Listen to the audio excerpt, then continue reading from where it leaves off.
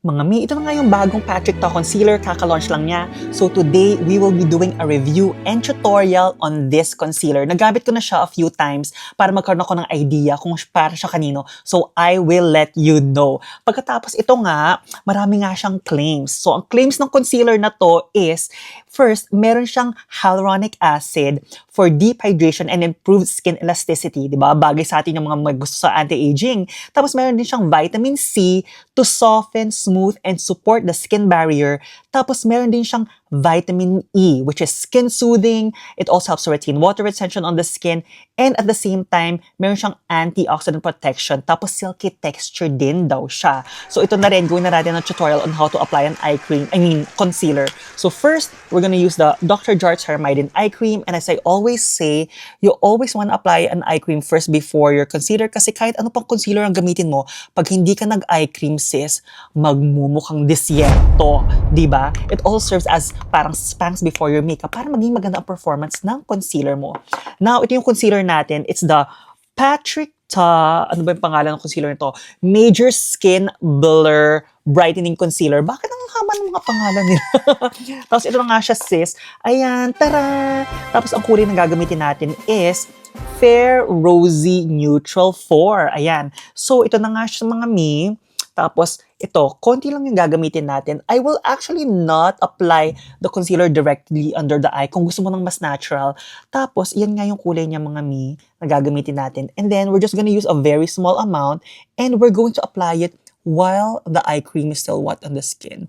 Mga mi, I'll be honest with you, very, very hydrating yung concealer na to. Alam mo yun, nung sinabi na talagang it hydrates, talagang tama yung mga sinasabi nilang it really moisturizes the skin, tapos parang silky finish siya. Tingnan mo nga sis, first layer lang yan ha. Pagkatapos niyan, dagdagan pa natin kung gusto mo. As in, sobrang ganda at sobrang lambot niya sa skin, alam mo yon.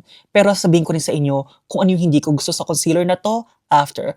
Tingnan mo sis, ang ganda niya. Real time to ha, walang ka-cuts-cuts. Compare this side so far to this side. Tingnan mo, dark circles, dito na-minimize. Tapos na kung gusto mo, switch your other finger na walang produkto, alam mo yon, para lang just to take off the excess, ganyan. Pagkatapos niyan, usually, kung gusto mo rin to take off any excess kapag nakakapal, gumamit ka ng parang damp sponge, tapos ganun mo lang siya just to take off the excess. Now, if you have normal to oily skin, I would actually advise for you to set it with a setting powder. If you have normal to dry skin like me or dry skin, hindi ko na siya sinaset ng setting powder para alam mo yun, mas mukhang radiant siya.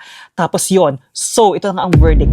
Para kanino ba tong concealer na to? First, kung gusto mo ng very hydrating under the eye area, if you're very dry, perfect to for under the eye area. But if you ask me, maganda ba to for someone who breaks out? Hindi ko siya i-recommend. Kasi pag nag-breakout ka, tapos ilagay mo to, very hydrating siya and very moisturizing siya, alam mo yon, you don't want to exacerbate the oiliness or sebum on your skin. So I will only recommend this only under the eyes or kung gusto mo ilagay sa face as long as wala kang breakout. Pagkatapos nun, ito yung hindi ko gusto. Tingnan mo mga mi, once you close it, hindi siya solid. Tingnan mo. Tapos kita mo, kumakalat siya. The fact na medyo mahal to, hindi ako happy about that. Alam mo yon.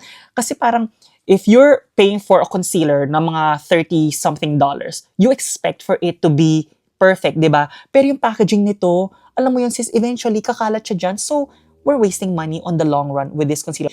When it comes to formulation, 10 out of 10. But when it comes to packaging, 2 out of 10. So that's my honest review. Let me know what concealer we should do next.